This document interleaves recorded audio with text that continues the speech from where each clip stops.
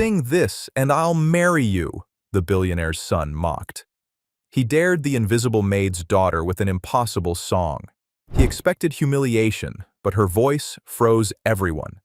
She is a ghost, cleaning the halls of an elite academy where she is an invisible scholarship student. By 5 a.m., she sings in the empty, dark auditorium. By 7 p.m., she mops the floors. Her life is a quiet cycle of service, driven by her mother's piling medical bills. Then, one word spoken out of turn shatters her silence. In front of the entire class, the school's billionaire heir rips an impossible piece of music from a book and throws it at her. "Sing this at school," he mocks, "and I'll marry you." The students raise their phones, ready to record the humiliation. They expect her to break. They have no idea they just handed her a weapon. Her gift was a secret, wrapped in a life of silent work. But a hidden talent cannot be quiet forever. It only waits for the right moment to be heard. The insult echoed in the high, sunlit halls of Summit Ridge Academy. It was Tuesday morning, third period. The class was Advanced Music Theory, a room filled with the sons and daughters of the city's elite.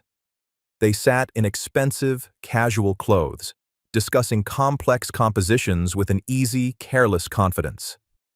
In the back row, Eliza Mayhew sat perfectly still. She was silent. She did not belong here. Eliza was a ghost in a worn, second-hand uniform. She was present only because of a long-forgotten scholarship fund, a fund that barely covered her books. Mrs. Evelyn Croft, the department head, pointed to the large screen at the front of the room. On it was the sheet music for Der Hollerach. It was the famous, furious aria from Mozart's The Magic Flute. "This," Mrs. Croft announced, her voice sharp, "is the pinnacle of the coloratura soprano. It is a test of vocal agility and deep emotional power. Few professionals in the world can truly master it." A hand went up. It belonged to Carter Pendleton III. "Mrs. Croft," Carter said. His voice was smooth and lazy. He did not bother to stand. "Come on. No high school student can actually sing that. It's just screeching. It sounds like a cat in a blender." The class laughed. It was the laugh of a crowd that knew who its leader was. Carter Pendleton III was the son of a billionaire. His family's name was carved in granite on the new gymnasium. He was tall, handsome, and moved with an arrogance that came from a life without consequences.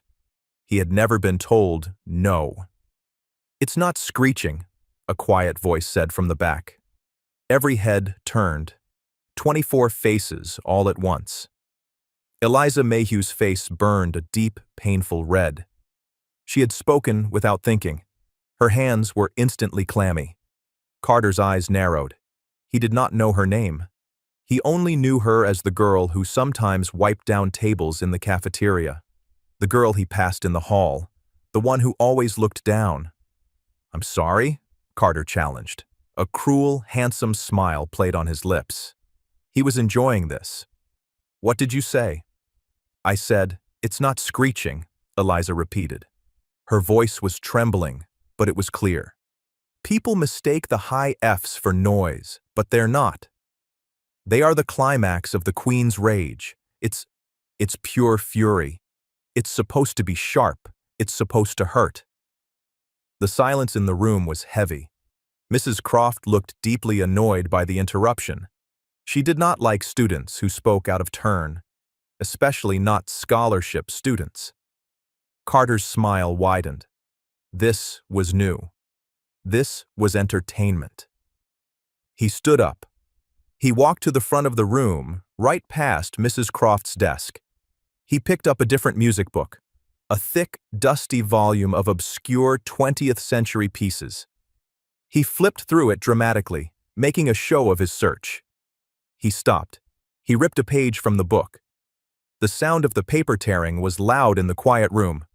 Mrs. Croft gasped, but said nothing. Carter strode down the aisle. He tossed the sheet music onto Eliza's desk. It landed like a judgment. The music on the page was a nightmare.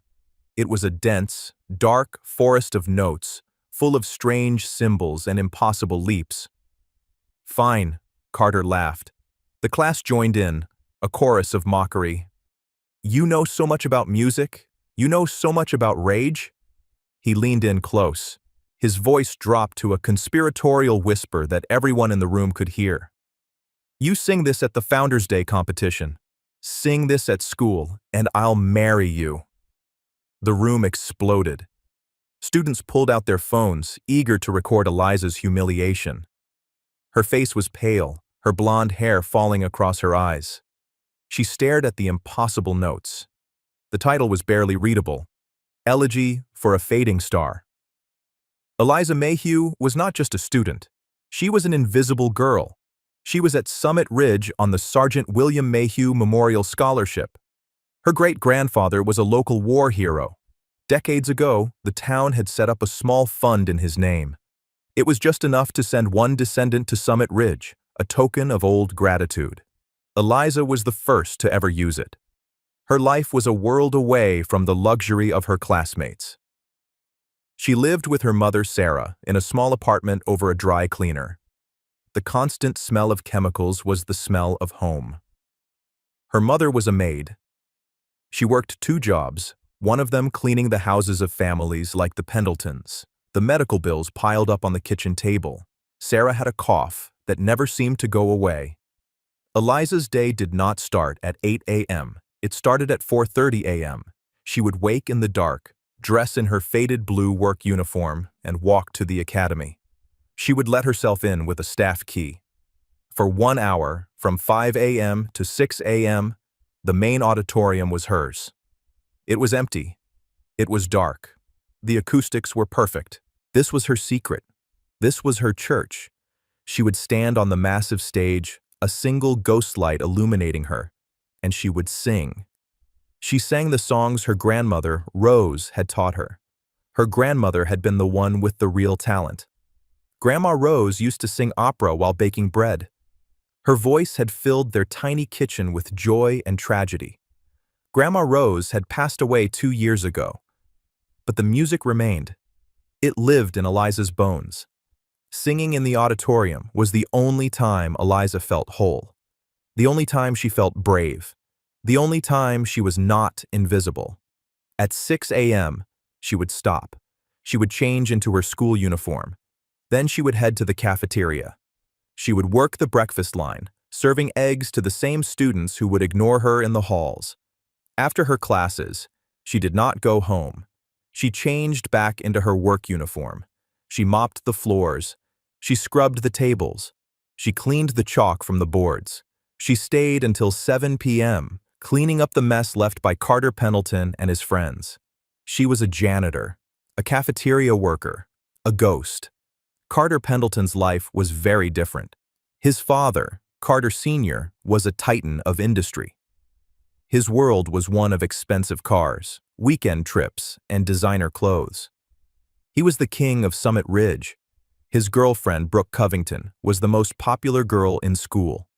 Carter was not truly evil. He was just careless. He was bored. Eliza Mayhew was a distraction, a moment of entertainment. He had made the cruel joke. By the time he got to his next class, he had already forgotten it. But Eliza could not forget. That evening, she was on her knees, scrubbing a stain from the hallway floor. The very hallway where he had humiliated her. The sheet music, Elegy for a Fading Star, was in the pocket of her work smock. It felt like it weighed 50 pounds. The humiliation burned in her chest. Sing this at school, and I'll marry you. The laughter, the phones, the look of pity from Mrs. Croft, which was worse than the laughter.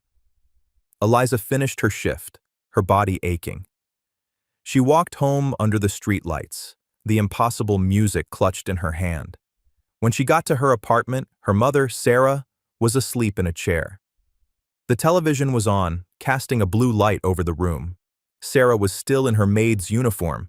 She had been too tired to change.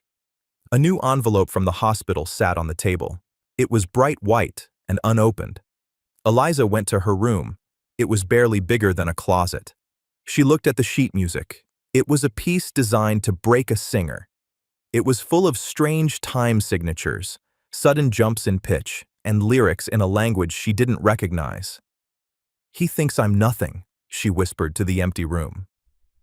"They all do." She thought of her great-grandfather, Sergeant Mayhew. His portrait hung in the town hall. He had been awarded the highest honors for bravery. He had faced impossible odds and refused to back down. She thought of her grandmother, Rose. Her grandmother had a saying, "Your voice is a gift, Eliza. Don't let them keep it in the box." A slow, cold anger began to build in her. It was the same anger she had heard in the Queen's song. She looked at the music again. "He wants me to sing this," she thought. "He thinks I'll fail." She sat at her small desk, turned on her lamp, and began to work. The next day, the buzz in the school was all about the Founders' Day competition. A large, elegant banner was unfurled in the main hall. The Founders' Day Talent Competition Grand Prize, the Patron Scholarship, a full 4-year scholarship to the Juilliard Conservatory. All expenses paid. Eliza stared at the poster. The Juilliard Conservatory. It was the best in the world. It was not just a school, it was a dream. A dream so far out of reach, she had never even dared to think it. This scholarship was not just about music, it was about escape. It meant no more mopping floors. It meant no more medical bills. It meant a future for her and her mother. It meant her mother could finally rest. It meant she could finally be seen. But there was a problem. The sign-up sheet was posted on the music room door, and at the bottom, in small print, it read, "Faculty sponsor signature required." Mrs. Croft would never sign. She would laugh in Eliza's face. There was only one other person she could ask. Mr. Robert Shaw. Mr. Shaw was the school's other music teacher. He was the opposite of Mrs. Croft. Where she was sharp, polished, and modern, he was old, weary, and smelled of dust and coffee. Mrs. Croft taught the elite advanced theory classes. Mr. Shaw taught music appreciation to students who just needed the credit. He had been at Summit Ridge for 40 years. He had seen generations of rich, spoiled children pass through his room. He was jaded. He was tired. He had also been in the back of the auditorium during the incident with Carter Pendleton. He had heard Eliza's quiet correction about Mozart, and he had heard Carter's cruel reply. Eliza found him in his music room after school. It was a small, cluttered room in the basement. He was alone, sorting through a cabinet of old vinyl records. "Mr. Shaw," Eliza said. Her voice was small. He grunted, not looking up. "What is it?" I need a signature for the Founders' Day competition. I need a faculty sponsor." Mr. Shaw stopped sorting. He turned, very slowly, and looked at her. He was a tall man, stooped by time. His eyes were sad. "You're Eliza Mayhew, the girl from Mrs. Croft's class." "Yes, sir." "The girl Carter Pendleton made that wager with." Eliza's face burned. "It's not about him, sir. It's about the scholarship." "The patron's scholarship?" Mr. Shaw let out a dry, humorless laugh. "Child, do you have any idea what you're asking? That's not for people like, well, it's not for a beginner." "I'm not a beginner," Eliza said quietly. "Oh, really? Have you had tutors, private lessons, vocal coaches from New York?" "No, sir. I taught myself. My grandmother, she taught me." "You taught yourself," he repeated. He sighed and sat down at the dusty grand piano. "This competition is a Shark Tank. Mrs. Croft is the head judge. She's already chosen her winner. Brooke Covington, probably.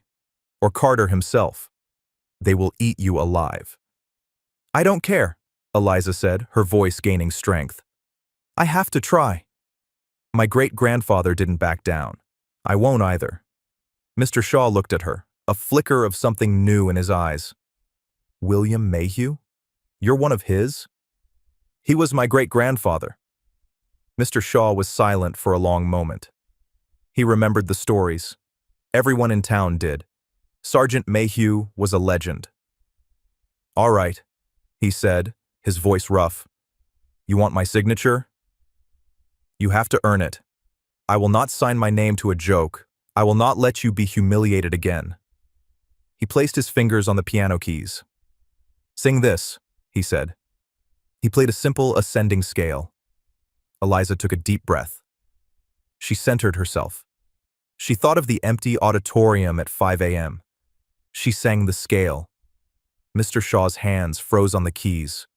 It wasn't just her pitch. It was perfect. It was her tone, her control. There was a richness, a texture to her voice that he had not heard in decades. It was raw, yes, untrained, but it was there. It was the sound of pure, undeniable talent. He played a more complex series of notes. A difficult arpeggio. She sang it back to him, flawlessly. He turned on the piano bench and truly looked at her for the first time. He saw the worn-out shoes, the faded uniform, the exhaustion in her eyes, and the fire. Good Lord, he whispered. How long? My whole life, sir. He grabbed a pen and scribbled his name on her form. The auditions are this Friday. It's not just me.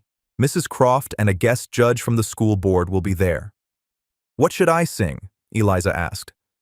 Mr. Shaw looked at the Elegy for a Fading Star in her hand, the piece Carter had thrown at her. Not that, he said with a scowl. Not yet. That's a weapon. You don't bring a cannon to a knife fight. You bring a perfectly sharp blade. He rummaged through a stack of music. He pulled out a simple, beautiful piece by Sadi. Je te veux. This, he said. It's simple. It's elegant. There's nowhere to hide. They're expecting a child. You show them an artist. Eliza took the music. Thank you, Mr. Shaw. Don't thank me, he grumbled, turning back to his records. Just don't be terrible. Eliza walked home, her feet barely touching the pavement. The audition form was in her bag. Mr. Shaw's signature, a small dark blot of hope. The music for Je te veux was clutched in her hand. She entered her apartment quietly. The smell of steam and chemicals from the dry cleaner below was thick, but it was home. Her mother, Sarah, was at the small kitchen table, sorting a small mountain of coupons. The unopened hospital bill was still there, a white shark in a sea of grocery discounts. You're late, honey, Sarah said. She did not look up. She had a pencil behind her ear. I had to stay, Eliza said. She put the music down on the table. Sarah finally looked up. Her eyes were tired, with dark circles underneath. She saw the sheet music. What's this? It's for a school competition, the Founders' Day event. A competition? Sarah put the pencil down. Eliza, we don't have time for games. That school is for them, not for us. You have your work. You have your studies. It's not a game, Mom. Eliza's voice was firm but gentle. The grand prize. It's a scholarship, a full scholarship to the Juilliard Conservatory in New York. Sarah stopped. She stared at her daughter. Juilliard? She whispered. The name sounded foreign, like a place on a map she could not find. I have to try, Mom. Grandma rose. She would have wanted me to try. Sarah looked at her daughter. She saw the same stubborn set of the jaw that her own mother, Rose, had. She saw the same fire that Sergeant William Mayhew had in the old, cracked portrait at the town hall. Oh, Eliza, Sarah said, her voice breaking. She coughed, a dry, racking sound that shook her thin frame. Of course, you must try. Of course, you must. Eliza put her arms around her mother. It's okay, Mom. I'll make us breakfast. No, Sarah said, pulling away. She looked at the music. You practice. I'll make the toast. The next morning, the auditorium was cold. It was 4:45 a.m. Eliza stood on the stage, the single ghost light casting a pale circle around her. She opened the music for Je te veux. It was a simple, tender song, a song of longing. She began to sing. Her voice, at first, was small in the vast, dark space. She was singing for herself. She was singing for her mother. She was singing for her grandmother, Rose. She did not know that, in the back, in the deepest shadows of the last row, Mr. Shaw was standing. He had come in early, drawn by a small, nagging hope. He listened. He closed his eyes. The song was simple. Her voice was not. It was a clear, strong bell. It had none of the artificial polish of Mrs. Croft's other students. It was something real, something pure. He had heard voices like this only twice before in his 40-year career. Both times, they were on the great stages of Europe. He slipped out before she finished, his heart pounding with a feeling he had not felt in years. It was not just hope, it was fear. He was afraid of what Mrs. Croft would do to this girl. Friday came.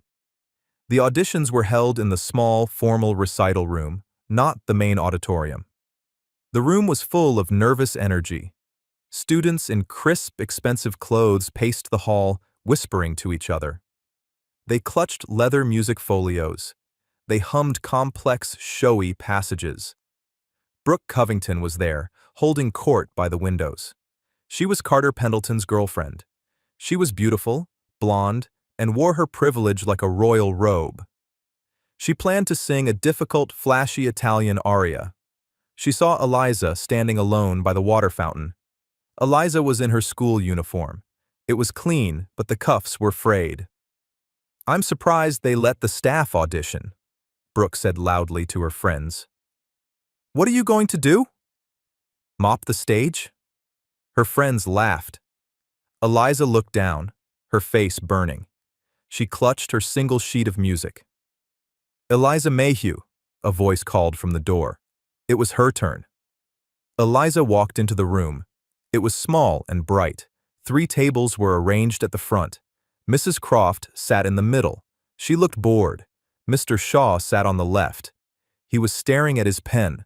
On the right sat Mrs. Helen Gable, a kind-looking woman with gray hair. She was from the school board. She smiled at Eliza. "Name and peace, dear," Mrs. Gable said. "Eliza Mayhew, sir, ma'am. I'll be singing Je te veux by Eric Satie." Mrs. Croft's pen clicked. "Satie? How quaint. A simple cafe song, not exactly conservatory level, is it?" "Just sing, Miss Mayhew," Mr. Shaw said, his voice a low grumble. The school's accompanist, a nervous young man, began to play the simple, rolling piano chords. Eliza took a breath. She closed her eyes. She was not in the room. She was on the dark stage at 5 a.m. She sang. The room changed. The air stilled. The accompanist's eyes went wide. He had been playing for the other students all day. They had been loud. They had been technically skilled. This was different. Eliza's voice was not loud. It was intimate. It was clear as glass. She did not just sing the notes. She told the story. She sang of wanting, of longing, of a simple, desperate human need. Mrs. Croft's pen stopped clicking. She sat up, her eyes narrowed. This was not the mousy, invisible girl from her class. Mrs. Gable had tears in her eyes. She was thinking of her late husband. Mr. Shaw looked at the floor, a small, secret smile on his face. The song ended. The last note hung in the air, a perfect, shimmering thread. Silence. Eliza opened her eyes. She was terrified. "Well," Mrs. Croft said, clearing her throat. She was angry. This was not part of the plan. This girl had no right to be this good. "Your French is acceptable, but the piece is far too simple. It shows no real range." "I disagree, Evelyn," Mrs. Gable said. Her voice was gentle, but firm. "That was the most honest piece of music I have heard all day. Your control, Eliza, it's breathtaking." "She has talent," Mrs. Croft said, as if it were a disease. "But she is untrained. Raw. She would be torn apart in the finals." "Then we should train her," Mr. Shaw said, finally looking up. It was the first time he had spoken. "That is what a school is for, isn't it?" Mrs. Croft stared at him. It was a challenge. "She's in," Mr. Shaw said, not to Mrs. Croft, but to Eliza. "You're in the competition. The finals are in 2 weeks. Be in my office, Monday, 4 p.m. Eliza nodded, unable to speak. She almost ran from the room. She stumbled into the hall, her heart a drum against her ribs. The news was out before she even got to her cleaning shift. Carter Pendleton was in the student lounge, playing a video game on the massive screen.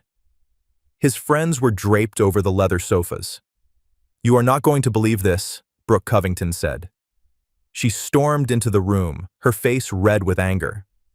"Whoa! What's wrong?" Carter said, not taking his eyes off the game. "That maid," Brooke spat. "The janitor girl. Eliza. She's in the finals." Carter paused the game. He turned. "What are you talking about?" "She sang in the auditions. Old Shaw and that Gable woman, they put her through. Evelyn Croft is furious. She's going to sing in the Founders' Day competition." Carter was silent. He was thinking. "Wait," one of his friends, Mark, said. "Eliza? Eliza? Isn't that the girl?" "The one from class," Carter said slowly. "The one I—" Mark's face lit up with a cruel grin. "The one you said you'd marry." The sing this at school girl. The lounge erupted in laughter. Carter's face darkened. His stupid, careless joke was now a public event. "And guess what she sang?" Brooke fumed. "Some stupid, simple French song. Not the monster piece you gave her. She chickened out. She's a coward and a fraud." Carter stood up. He was not laughing. He was annoyed.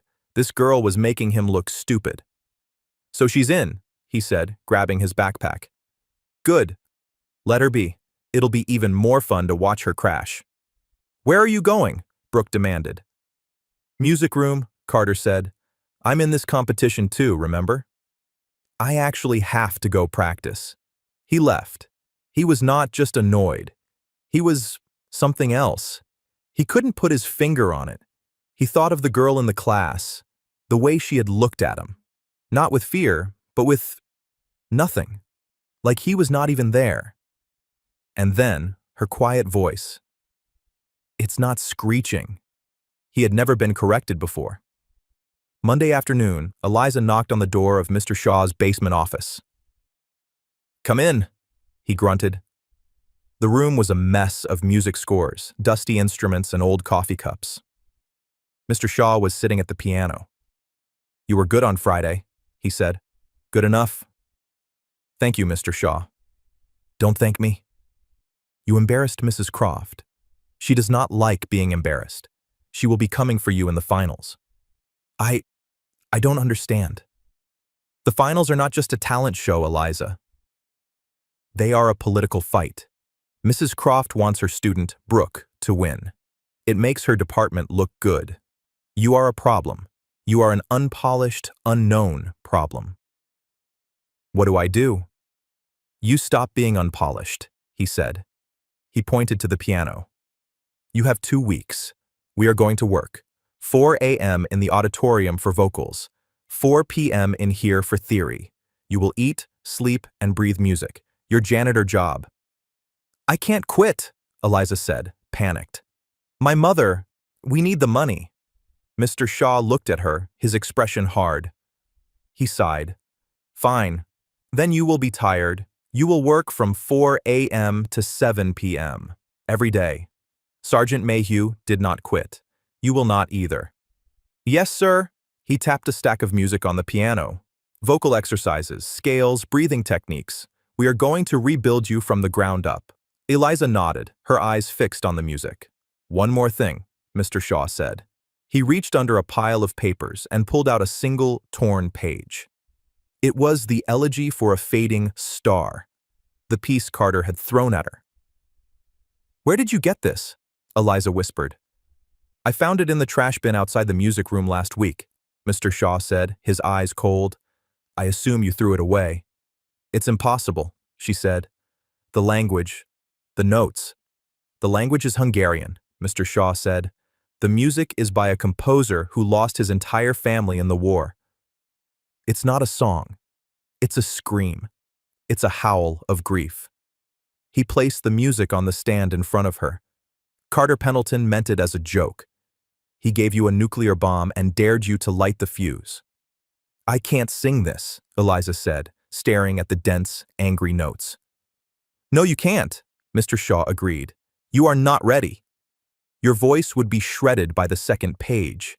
You don't have the technique, and you don't have the rage. I have the rage, Eliza said, so quietly he almost missed it. Mr. Shaw looked at her. He saw the fire again, banked low. Good, he said. We'll do the sati for the competition. It's safe, it's beautiful. You will win the scholarship with that. He tapped the elegy with one long finger. But we will practice this. We will practice this in secret. We will practice this for you, not for them, not for the scholarship. We will practice this for your grandmother. For my grandmother?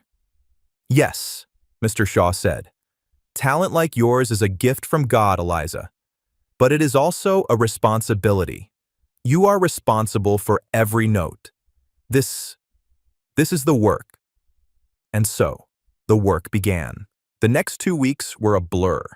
Eliza Mayhew's life became a sharp, repeating pattern of exhaustion and music. Her alarm clock buzzed at 4 a.m. The air in her small room was cold and dark. She would dress in layers, pull on her stocking cap, and walk through the silent sleeping town to the academy. At 4:30 a.m., Mr. Shaw would be waiting at the auditorium door. He was always there first, a large thermos of black coffee in his hand. Good morning, Miss Mayhew, he would grumble. Let's see if you still have a voice. The work was not glorious. It was not like the movies. It was hard, repetitive, and often boring. It was breathing. Breathe from your diaphragm, he would shout from the back row. Not your chest! I want to see the note, not hear it. Support it. Pretend you are Sergeant Mayhew holding up a collapsing bridge. It was posture.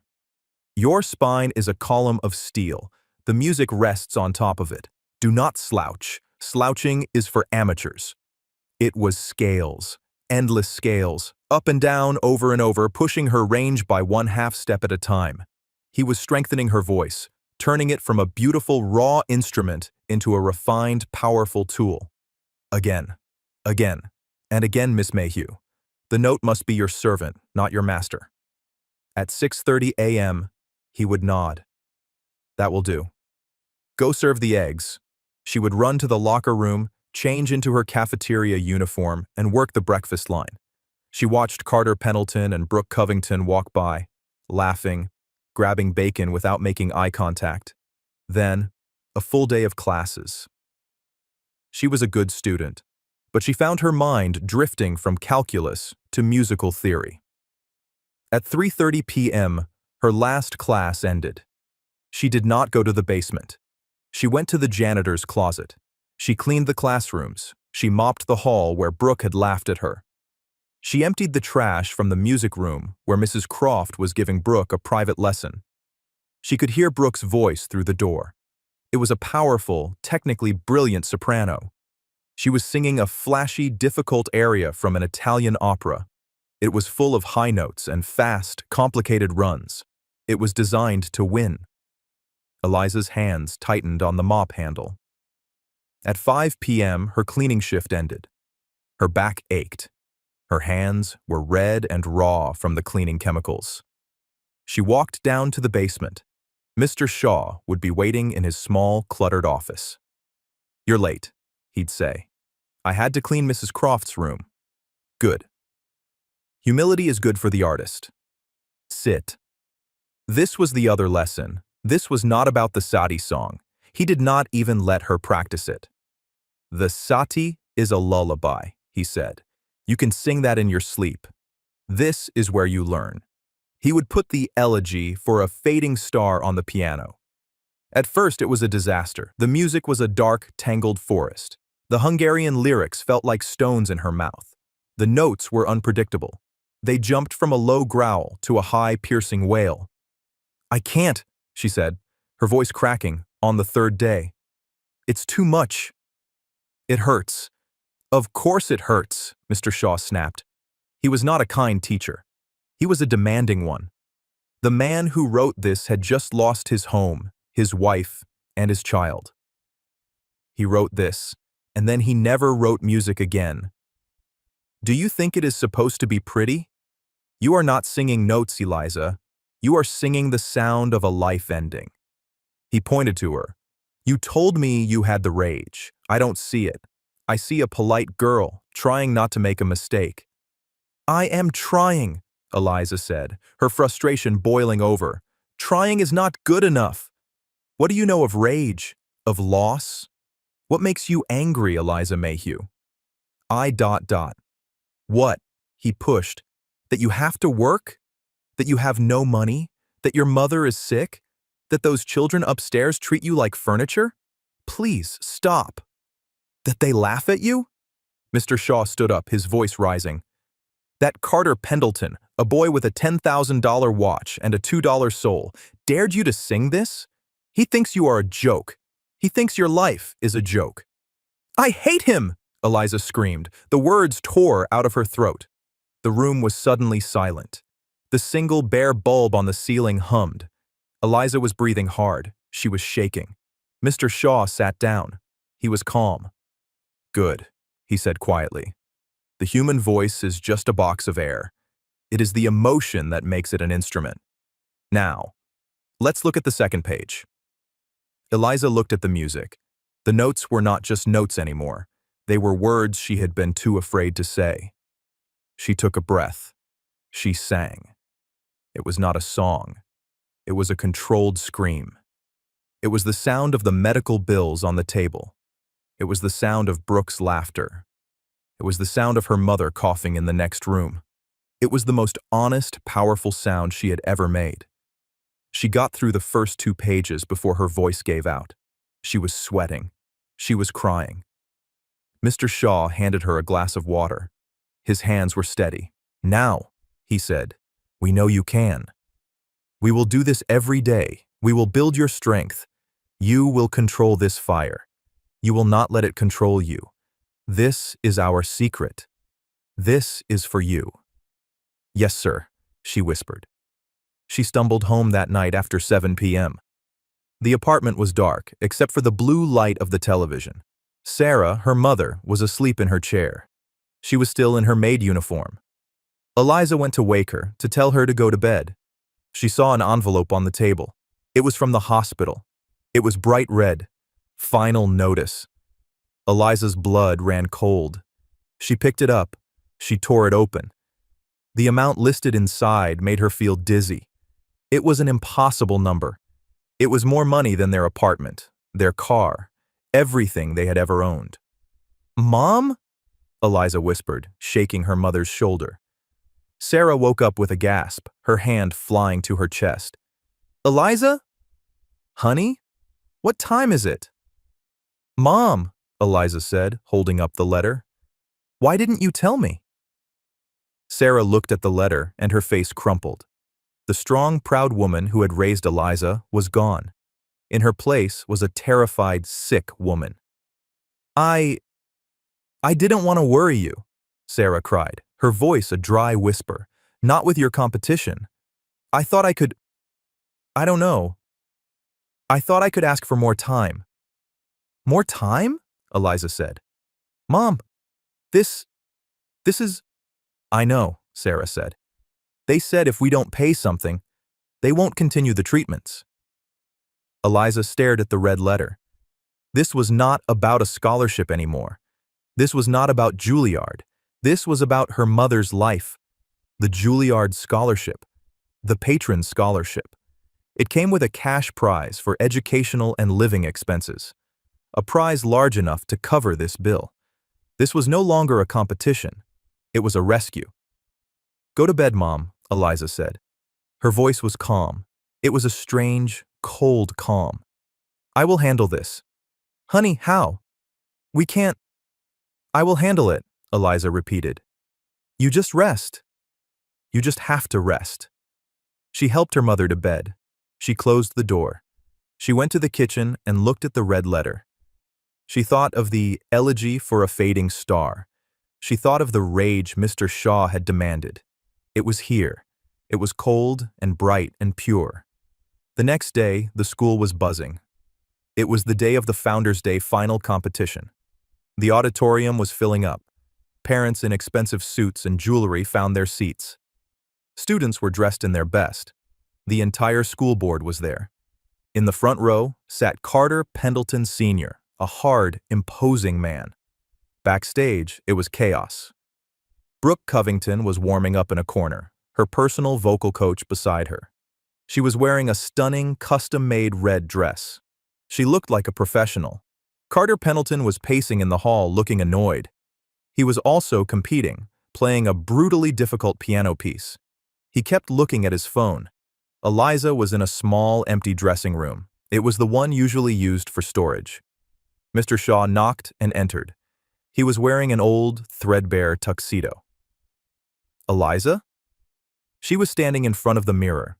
She was wearing her grandmother's only good dress.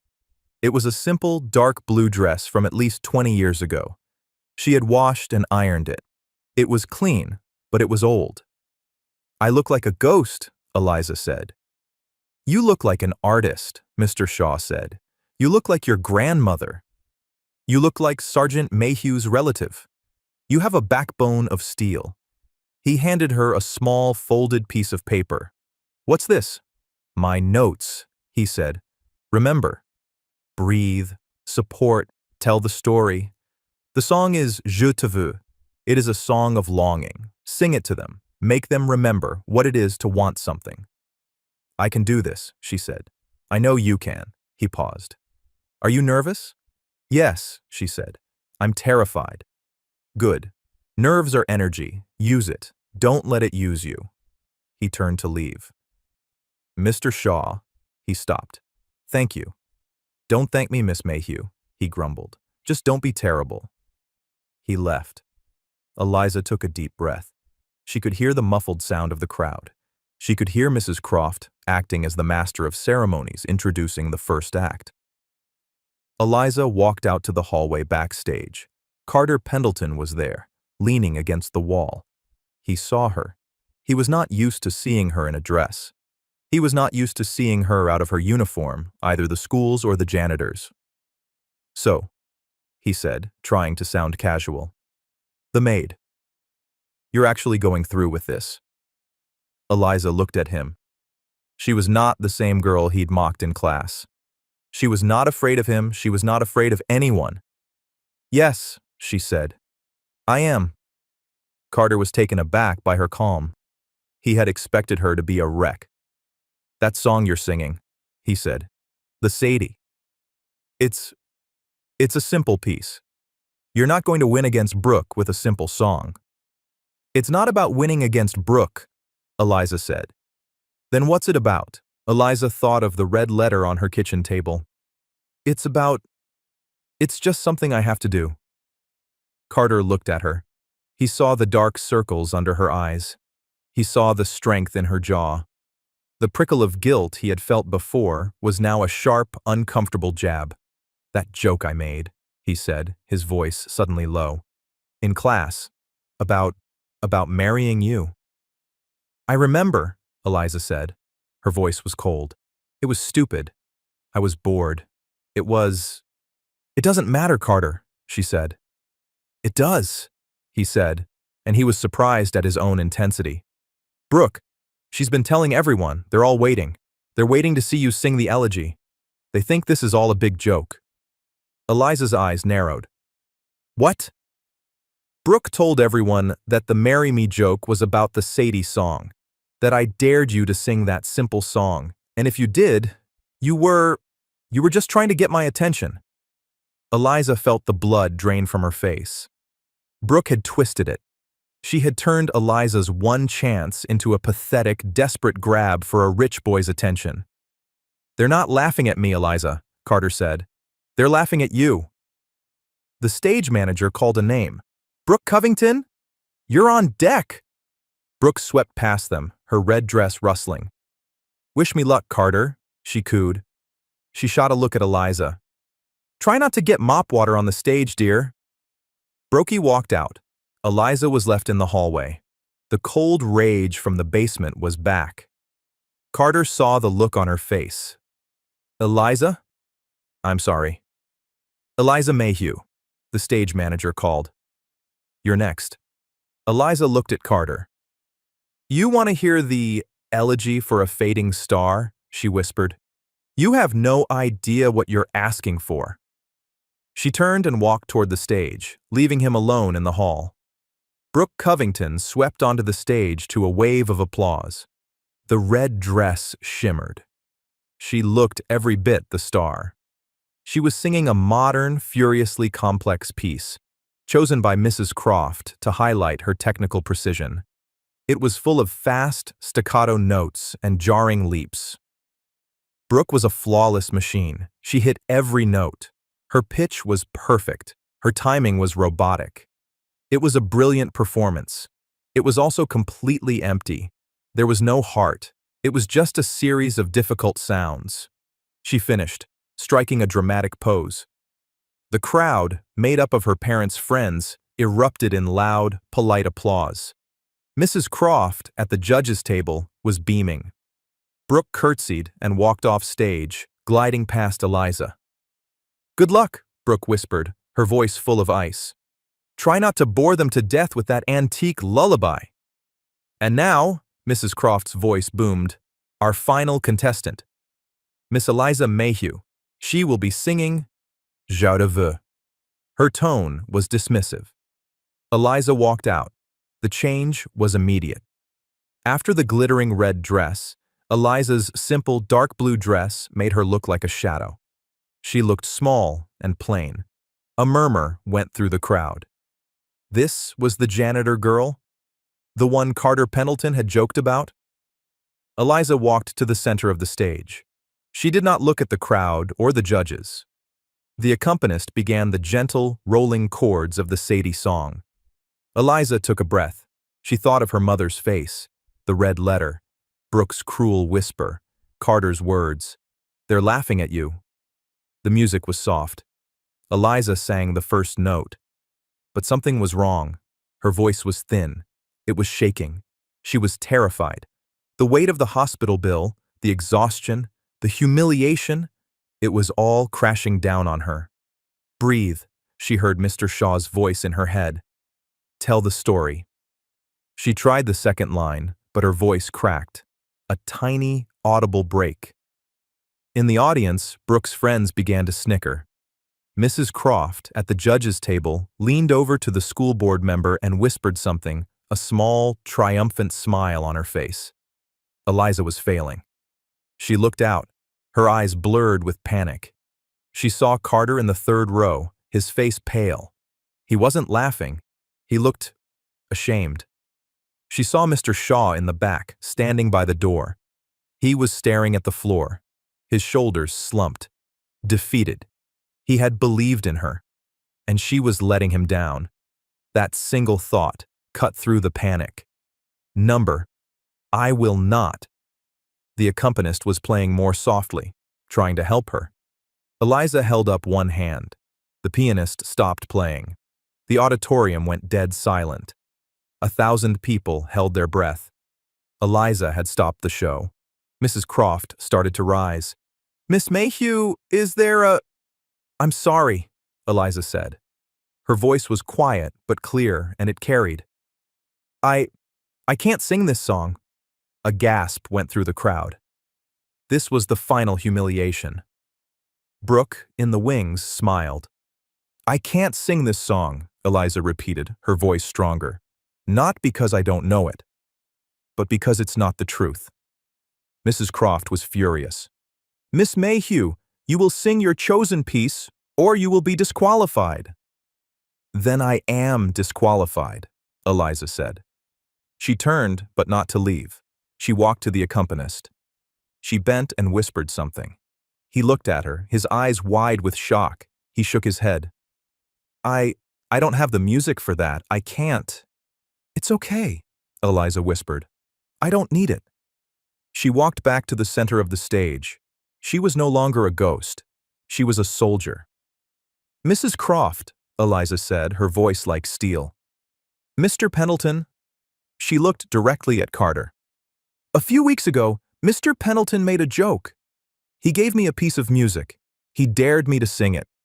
He told me if I sang it at school, he would marry me. The crowd erupted. The whispers were a roar. Carter sank in his seat, his face burning. Carter Sr., in the front row, turned and stared at his son with ice in his eyes. It was a joke, Eliza continued, her voice cutting through the noise. A cruel joke. He and his friends and all of you thought a girl like me, a girl who mops your floors, could never sing it. You thought I was a joke. She took a deep, shuddering breath. She was perfectly, terribly still. He was right, she said. It is an impossible piece of music. It's called Elegy for a Fading Star. It's about rage and loss and grief. She closed her eyes. And it is the only song I have left to sing. And then she sang, a cappella, with no music, nothing but her voice in the silent auditorium. It was not the sati. It was not pretty. It was a low, guttural note, a sound that seemed to come from the earth. It was the elegy. The first sound was so shocking, so full of pain, that people in the front row flinched. Mrs. Croft's face went white. This was not music.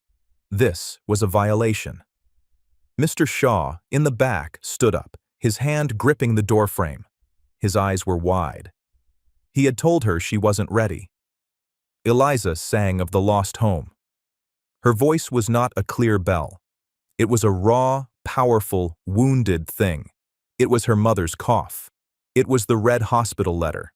It was every time she had been ignored or laughed at. She was not just singing the notes. She was the notes. She reached the first impossible leap, the part Mr. Shaw had said would shred her. Eliza's voice did not just hit the note. It attacked it. It was a controlled, perfect scream. A note of such pure, focused rage that it seemed to shake the lights. The accompanist, forgotten at his piano, was crying. In the third row, Carter Pendleton was rigid. This was his fault. This creature on the stage, this thing of fire and sound. He had created her. He had given her the weapon. And now, she was using it to burn the world down. Eliza's voice built. She was in the heart of the piece, the part that was just a dense, dark forest of grief. Her voice broke, but it broke on purpose. It cracked and splintered, a perfect mirror of the composer's broken heart. This was not a girl singing.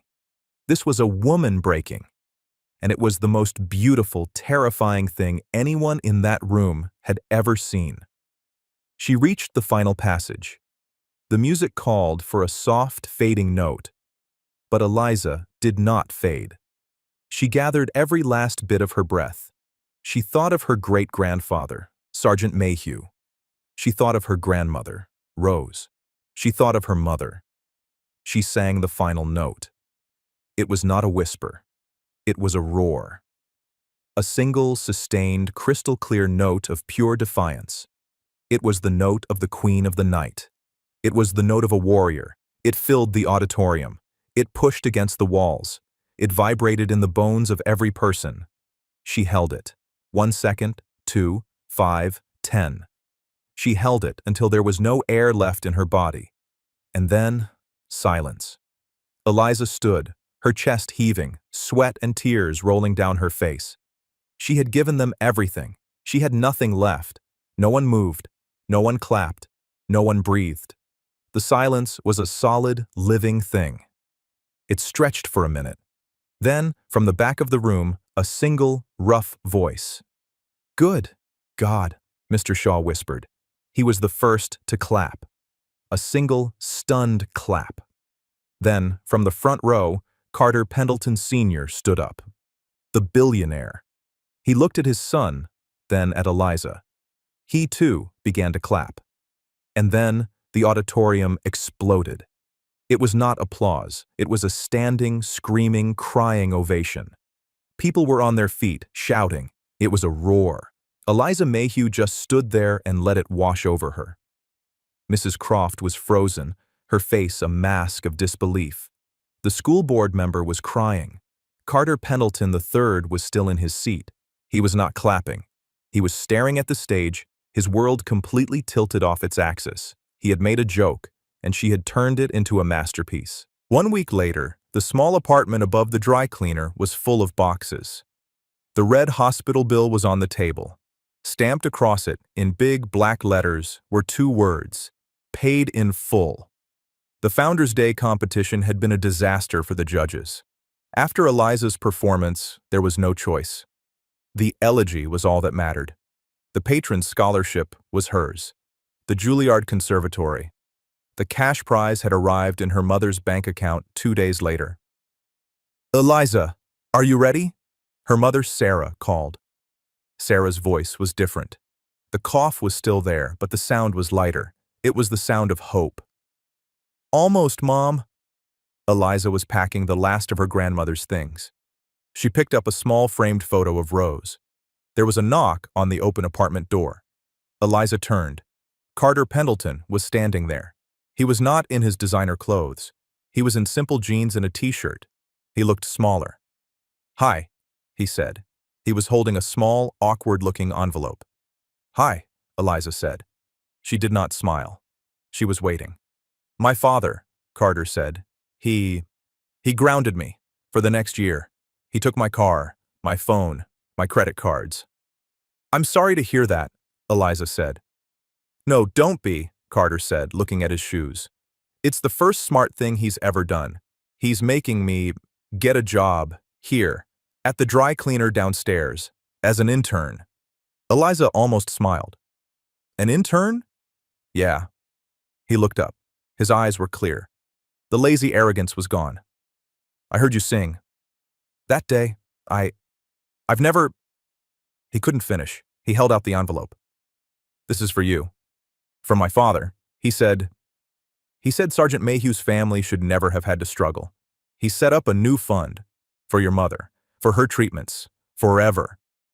Eliza took the envelope, but she did not open it. "And this," Carter said, reaching into his pocket. He pulled out a single torn page. It was the Elegy for a Fading Star, the page he had ripped from the book. "I found this," he said, "in the trash. I think you should have it."